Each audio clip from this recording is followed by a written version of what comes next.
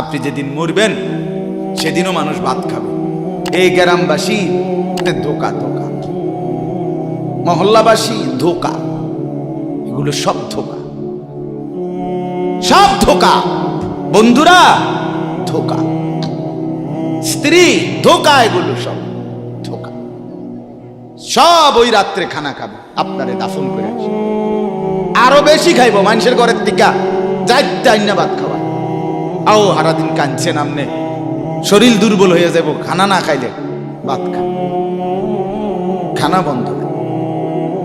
লাশের সামনে, লাশের সামনে মুসলমান আজকে জানাজা, লাশ সামনে, এখানে দাঁড়াইয়া জিগায় খানাটা কোন দিন কইয়া লাইলে ভালো আছিল। কি আহা আহা, মানুষ কার জন্য শিক্ষালেন?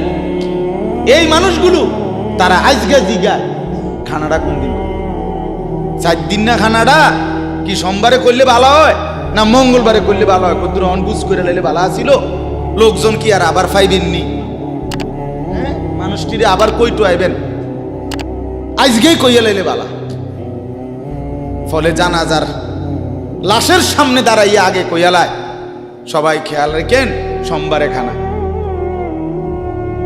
আহ, এর নাম দুনিয়া, এর নাম, এর নাম দুনিয়া। এই জন্য দুনিয়া বড়ই স্বার্থক। এটা রাক্ষস, শুধু গিলে খায়, তৃপ্ত হয় না, তৃপ্ত হয়। সেদিন আমি এক কুটিপতির বাড়িতে গেছি, অনেক বড় সম্পদশালীর বাড়িতে গিয়া তার বাসায় বাথরুমে গেছি।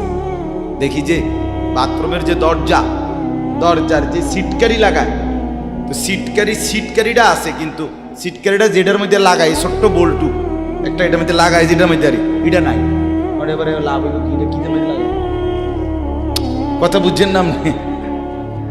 লকটার এই ছোট ইয়াটা যেটার মধ্যে লাগায় আর এটা নাই। তা না, আমি বের হয়ে বললাম, হা ভাইয়া, এরই নাম দুনিয়া। দুনিয়া এমন একটা না একটা থেকেই যায়, সব চাহিদা সব প্রয়োজন পূরণ হয়, পূরণ।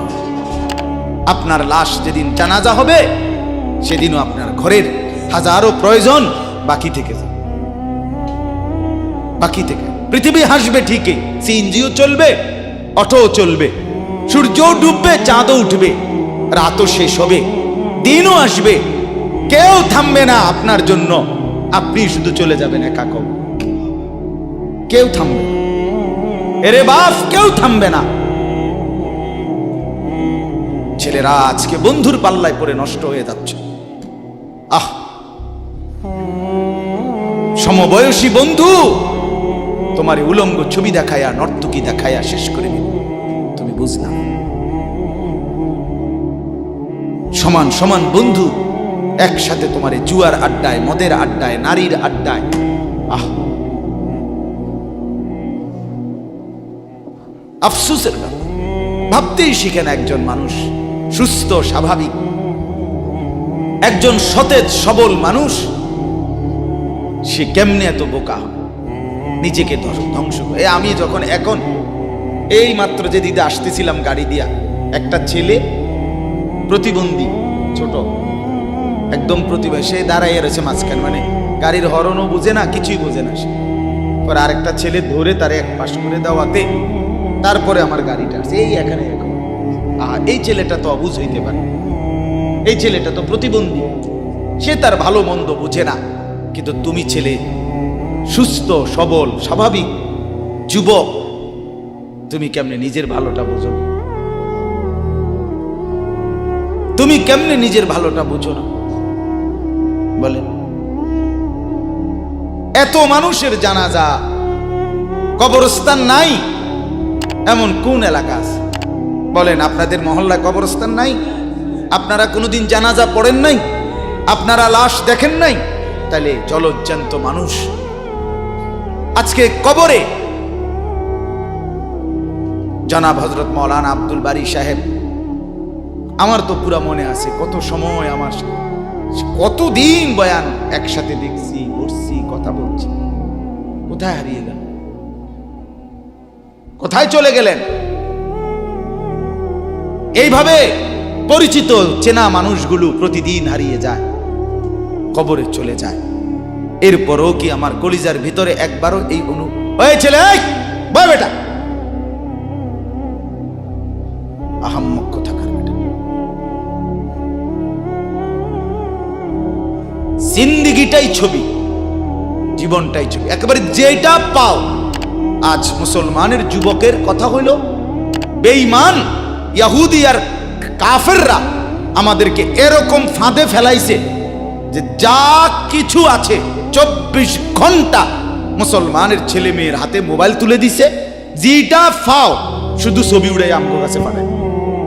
এটা কুত্তা হোক, বিলাই হোক, শুকর হোক, মানুষ হোক, গরু হোক, ছাগল হোক, হুজুর হোক, পাবলিক হোক, বেড়া হোক, বেড়ি হোক, জোয়ান হোক, বুড়া হোক, যেটা পাও শুধু ছবি উড়াই। জিন্দিগির কাজে একটা, আহ হায় হায় বাপ, তোমরা বুঝো না, বেঈমান তোমাদেরকে বেঁধে ফেলছে, আষ্টে পৃষ্ঠে বেঁধে ফেলছে, গিলে খাচ্ছে, গিলে। একটা সেকেন্ড সিদ্ধান্ত বেঈমানের যে মুসলমানের একটা নড়াচড়া তারা তাদের আড়াল হইতে দিবে না। কারণ এই মোবাইল, এই ইন্টারনেট, এই সব কিছু আমরা যাই ছবি উঠাই করি তাদের হাতে, তাদের কাছে এটার মূল নিয়ন্ত্রণ।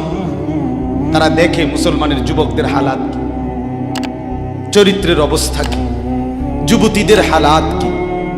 যুবতী তার রাত গভীরে অশ্লীল দৃশ্য পুরুষকে দেখায়, যুবক তার রাত গভীরে অশ্লীল কথা, জঘন্য কথা ভিন মেয়ের সাথে বলে। আহা, বেঈমান তখন হাসে, কাফের বেঈমানরা তখন হাসে যে হ্যাঁ দেখছো মুসলমানের অধঃপতন, মুসলমানের সন্তানের নোংরামি, মুসলমানের সন্তানের অসভ্যতা, এটা তারা হিসাব রাখে। এজন্য ভাইয়া জীবনের কদর করে। একজন হলে একজনই বুঝেন, দুইজন হলে দুইজনই বুঝেন। বাবাদেরকেও বলি, আমার ছেলেদেরকেও বলি, সবাইকে বলি, বাপ জিন্দেগির কদর করে। এই বলতেছিলাম, এটা আমাদের হায়াত, এটা আমাদের জীবনের সবচেয়ে বড় সম্পদ। এই সময়টা, এই হায়াতটা, আমার জীবন, আমার হায়াত, এটাই আমার সময়, এটাই আমার জীবন। যেটা ঘন্টা, মিনিট, সেকেন্ড, এটাই আমার জিন্দেগি। যেটা জিন্দেগি, এটাই ঘন্টা, মিনিট, সেকেন্ড। আমরা মরার আগে মানুষ, বাপ অসুস্থ হইলে, অ্যাক্সিডেন্ট করলে, বুড়া হইলে মানুষে কয় না যে ভাই আমার আর সময় নেই, ঠিক কিনা বলে, আমার সময় শেষ, তার মানে হায়াত শেষ। তাহলে বুঝা গেল যেটা হায়াত এটাই সময়, যেটা সময় এটাই কি বলেন না, হায়াত। হায়াত হায়াত কদর করে, কদর। ও ভাই, ওই লাল গেঞ্জি, তুমি উঠে কথা বলো, তুমি বাহিরে গিয়ে কথা বলো, যাও।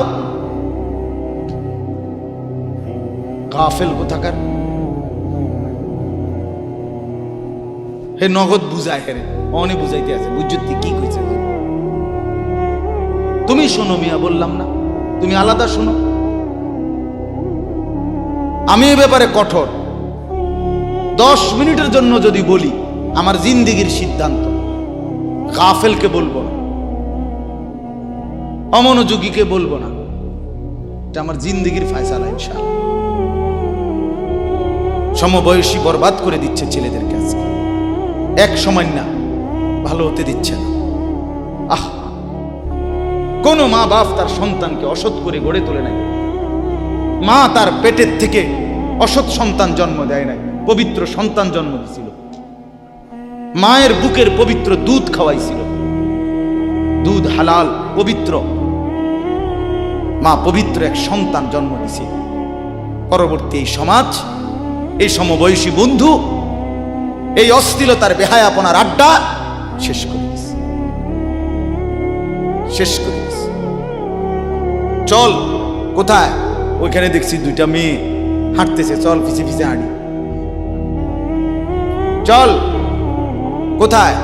ওইখানে চল একটু আড্ডা দিয়ে আসি। শেষ। 3টা বাজে বের হইছে, রাত 10টা বাজে ফিরছে।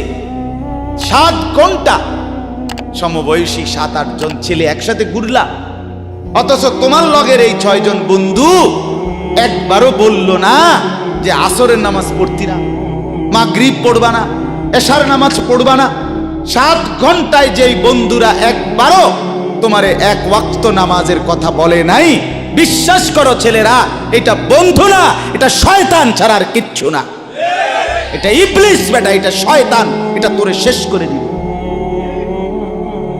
তোর আখিরাত তো শেষ করবে, তোর দুনিয়া তোরে অকর্মণ্য অপদার্থ বানাইয়া একটা আকামলা বানাইয়া ছেড়ে দিবে। শেষ পর্যন্ত এক বদনা আলগি দিতে আর হেত্র বলতায় না। তার মা যদি বলে 1 জগ পানি দাও, পাইতাম না। তার বাপেরে যদি বলে যে তার বাপের লেগে বাজারে এ বাড়িকে বইরা কত ভাত গুন দিয়ে আইও, পাইতাম। কি পারতি না কেন? ভাল লাগে না।